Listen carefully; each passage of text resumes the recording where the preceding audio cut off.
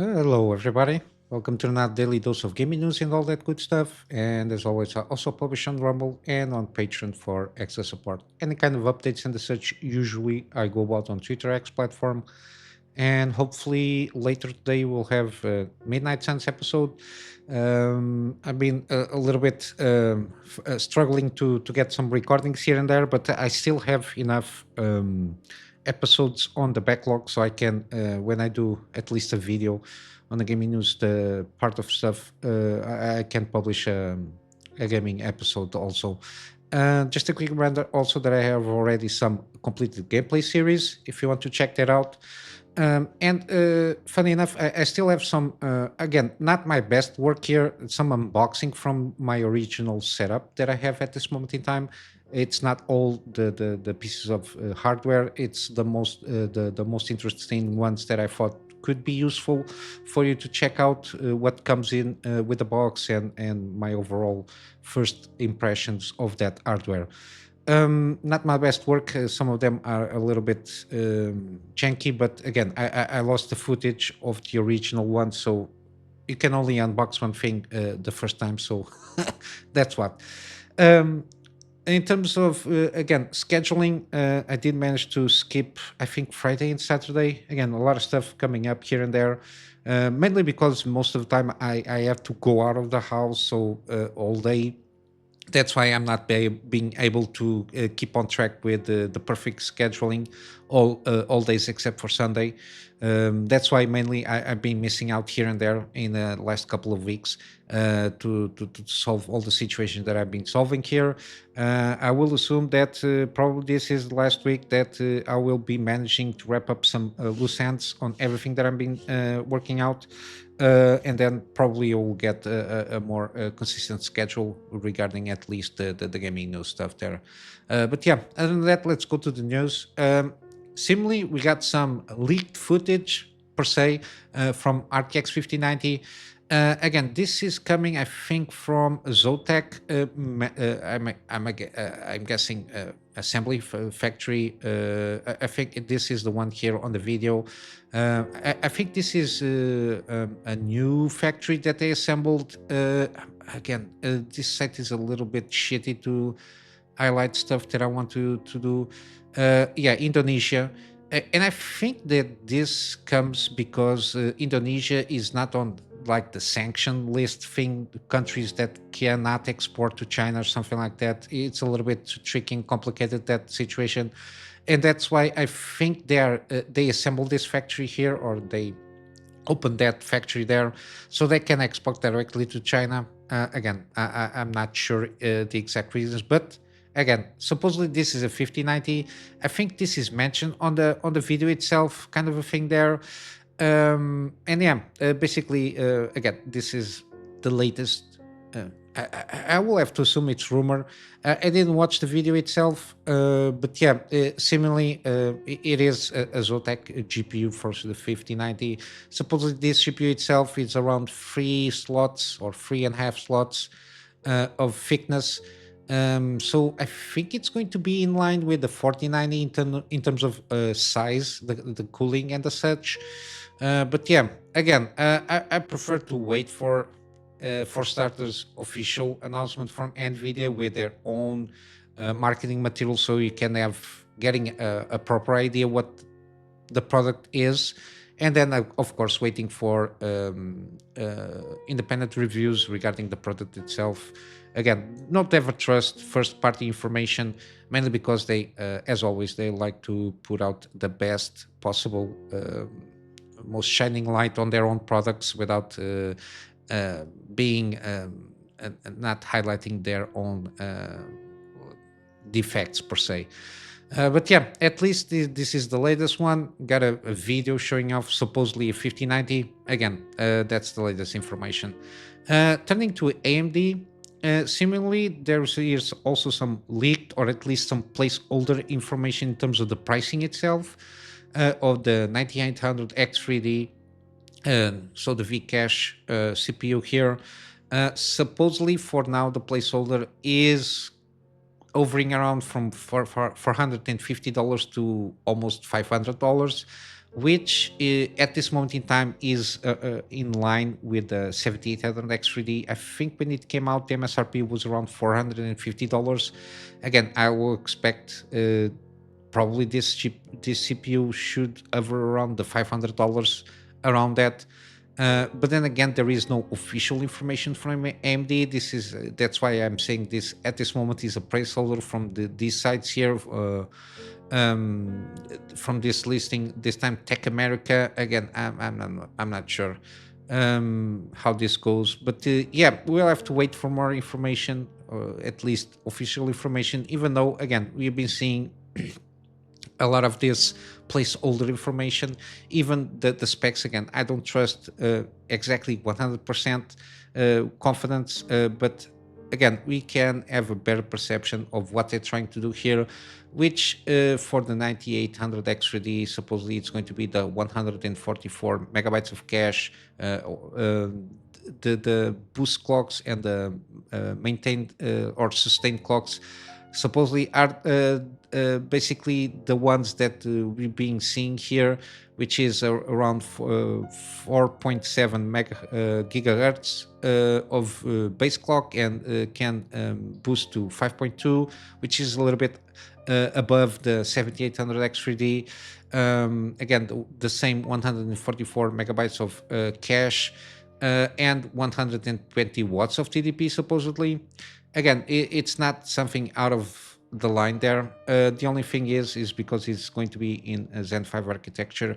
I will assume, again, from the information or the leaks that we and the rumors that we had, should be at least, I'm assuming, around 10% and up in terms of uplifts in performance comparatively with the 7800 X3D.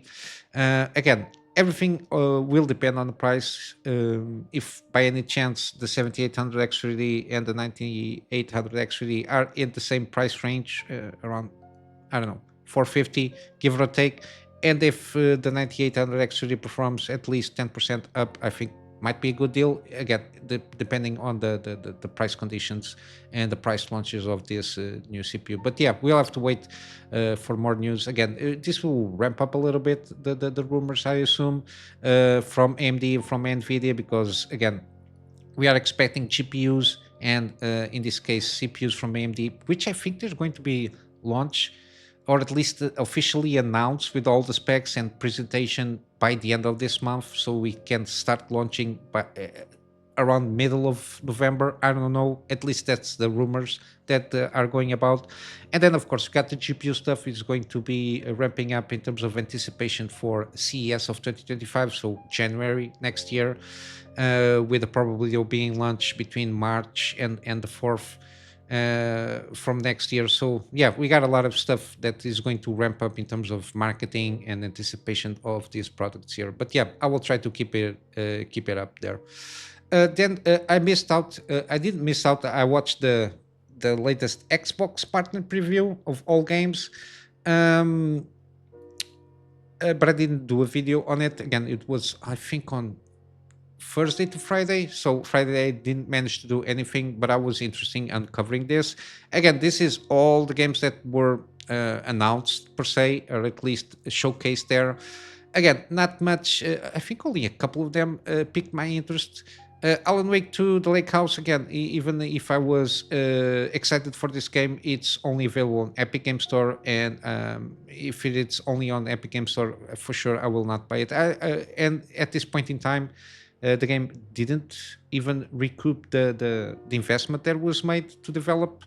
Didn't make his money back still. So I don't know why they went for this exclusivity deal with Epic Game Store, but it is what it is. The one that caught my interest, the first one, was this one, Chronos: The New Dawn. This comes from Bloober Team, again, the guys that did Silent Hill 2 Remake. Silent Hill Remake sold at least 1 million in the first week, if not mistaken. So it's been selling well. And this one seems a little bit.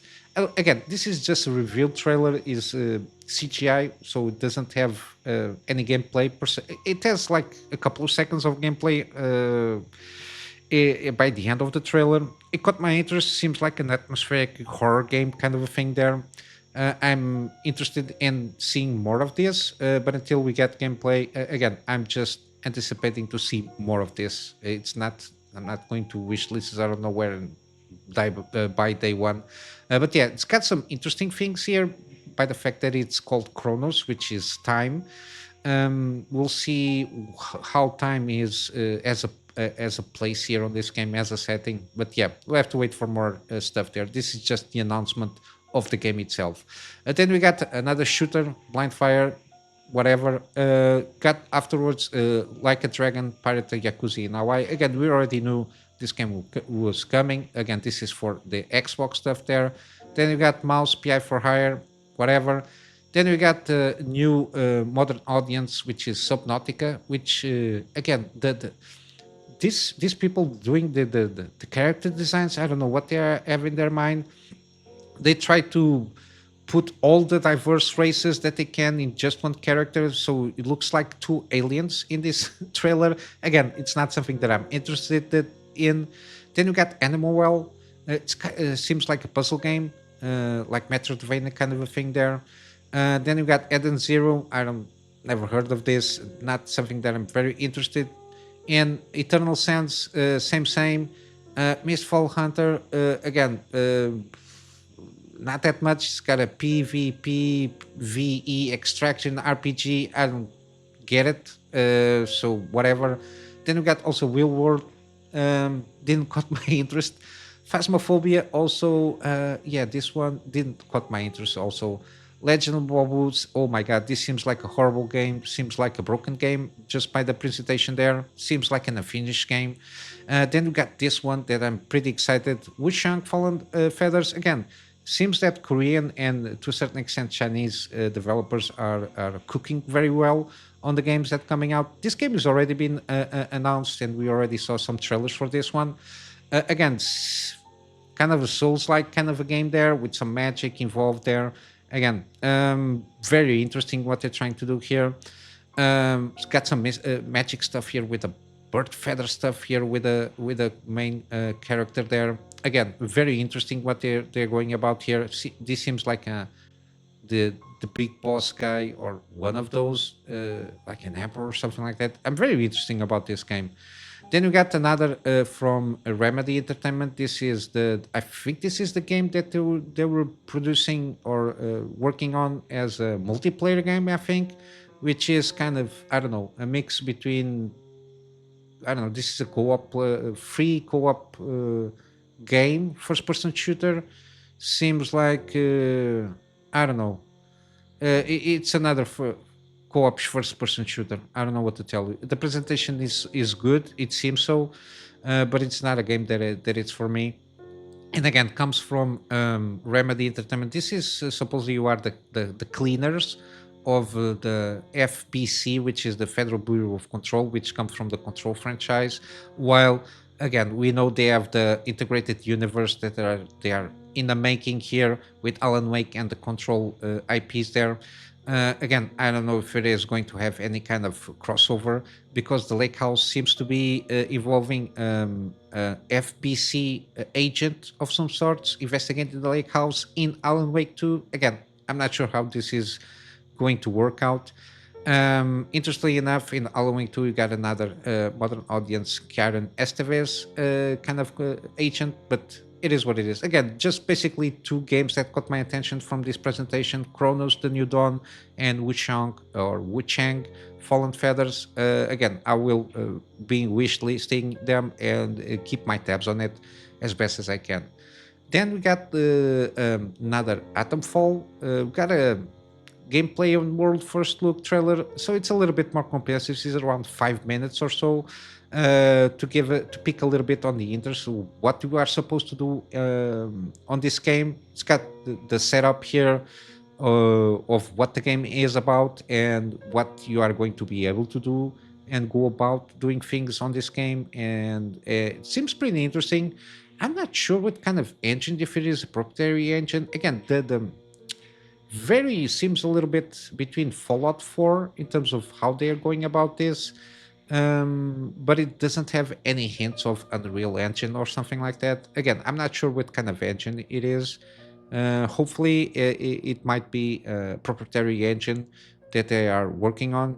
But yeah, It keeps my interest peak and got me a little bit more curious of how you're going about it. Again, this is very kind of similar of a post-apocalyptic first-person RPG in that sense, with some survival mechanics and a lot of exploration. Supposedly, I think the aim of this game is don't carry too much the player on going about things. But yeah, got my pick interest regardless. I will keep my eyes on this one, and if I have any more news, I will let you know.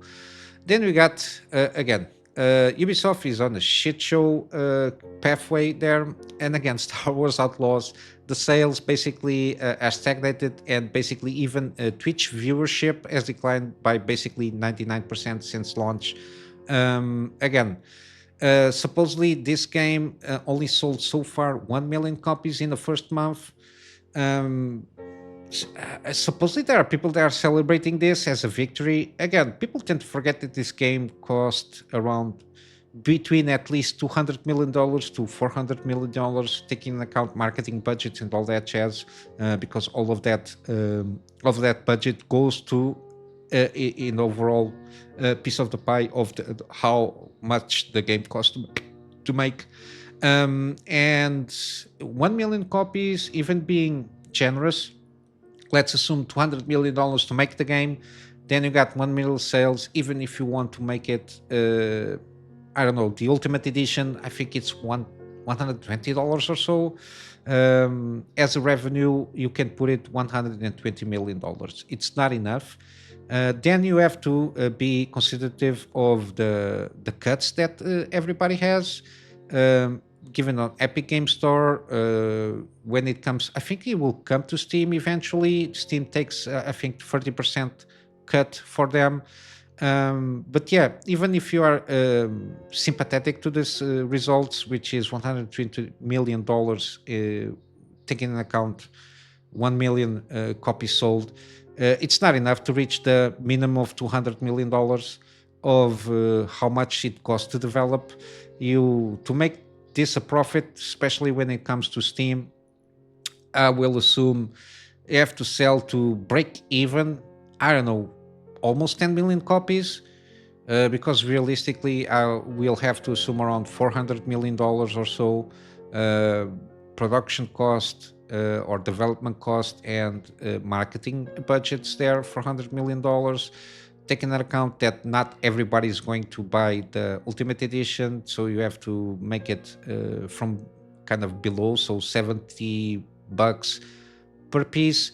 And if the majority of the sales is going to be through Steam, so you have to reduce 30% of the price there.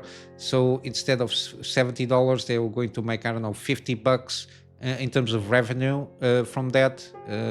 So 10 million, 500 million. Yeah, you have to sell around 7 to 10 million copies overall to break even, give or take. Taking all the expenses into account there, I think they have to sell between 7 to 10 million copies to break even. And of course, companies are not in business of breaking even in this kind of situation. So again, I don't know why people were so happy that it sold 1 million copies in the first month. And we already know when this kind of products launch, the bulk of the money that companies do with their games is in the first, I don't know, 3 months or so, because afterwards, if the game enters on sale, even if you sell a copy there, it's on a rebated price. And then even with that rebated price, we have to take the cut from I don't know, digital storefronts. Again, at full price, $70, you have to sell around 7 to 10 million copies, around that, I think, to break even, to break the cost. So 1 million copies, you're still around 8 million copies away of breaking even. So yeah, and this taking into account if you are selling all the copies at least at $70 there. But yeah, even in viewership, it I don't know, in 1 month it went to the can there. This according to Twitch tracker. At this moment, supposedly it's around averaging 176 viewers across an average of 32 channels, and at its peak was only 45,000 or and something viewers across 757 channels, which again, it's not that good. Since at this moment in time, it's basically 99% of the decline of viewership is basically 100% because it's just 170 people watching between 42 channels. Yeah, it's not good. This game is a flop, as we already knew. The same thing, I think this is in line with what is going to happen with Assassin's Creed Shadow next year, taking into account that a lot of people think that this game, even being delayed to Valentine's Day next year, it will not. It will be delayed again because it's not. Basically at that schedule. It's going to compete with Monster Hunter Wilds, and people are very excited for that game. So I foresee more delays there, if anything. And yeah, this is not looking good for Ubisoft again. If it has to crash and burn to learn the lesson, well, crash and burn. It should go there. Again, they just triple, quadruple down on the same mentality, and they don't seem to learn. So might as well just burn to the ground. And then lastly, we got here the newest one, Sweet Baby Inc. Stamp of approval game, which is an online awakening. I remember commenting a few months ago when I watched the one of the trailers that they launched. I said at the time that the game looks broken, and even the visual fidelity is it seems like a broken game, worse than Bethesda. So it's something to say about that. And yeah, here at the time of this article, similarly, there was only 170 players online. There was a peak during the weekend of around not even 300 players, so less than half of Concord online player base there on Steam. Yeah, I don't know what to tell you. This is a shit show. Even this player count, people tend to forget that again. I think 90% of people that play this game receive it for free because of a bundle with I think AMD CPUs or GPUs. I think it was GPUs. They were offering 40K. That's the game that was launched, Space Marines 2, I think, and this game. They were giving this game for free, and even people that receive this game for free, they are basically. I went to the Steam page, and yeah, they are all basically negative, waste of time. It's a mess, full of bugs and freezes and all that stuff. Again, it's a shit show of a game. I don't know what Bandai Namco again.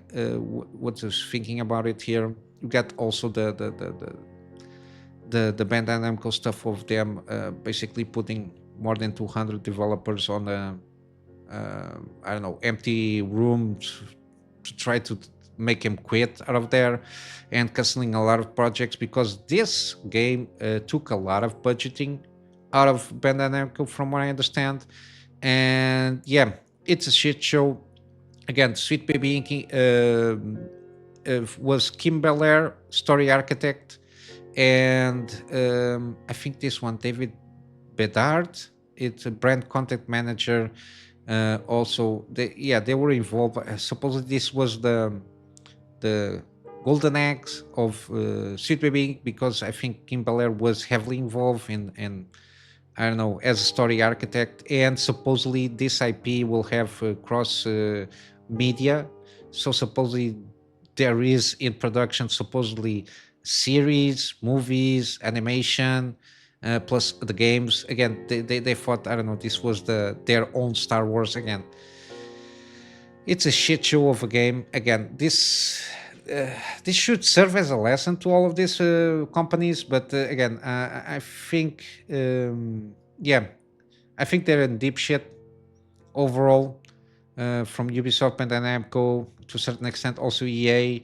because of BioWare. Yeah, that game, the Veilguard, the Dragon Age, is not looking good. Also, again, we will still see a lot of this stuff coming out throughout the next year because a lot of the projects are still or wrapping up their development phases. Probably some of them already been canceled. They were in the initial stages. They've been seeing this disaster coming. But yeah, we will still we'll still see some of these projects coming out for sure next year, starting with Assassin's Creed Shadows and all of that. And yeah, I don't foresee a bright future if this continues to do so. But yeah, I think we need a purge on the gaming industry and in other places also. Um, Interestingly enough, it seems a little bit similar.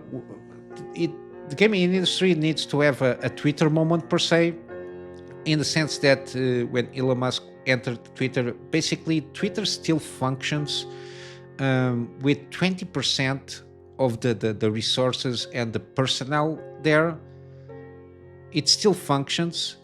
Again, you can have whatever opinions regarding Twitter, if it is a good or bad platform, but again, as a company overall, as a social media company, it still works pretty equally as it stands from before the buyout there, with only 20% of the people. So you can have a kind of a sense that a lot of these studios, the fat they need to trim, might in some cases go about laying off 50% of the people, and just basically leave the persons that are the ones that deserve to be there. So the ones that have the knowledge, the ones that know how to do the job, instead of being just by the skin of their color or how they identify themselves. Again, that is all bloat in these companies, and they need to get rid of that fat. They need to trim out and start diverge a little bit of the direction that most of them are in at this moment in time. Or else some of them will crash and burn, and they will be picked apart and by the vultures that have the money to buy them. But yeah, basically this is it for in terms of gaming news.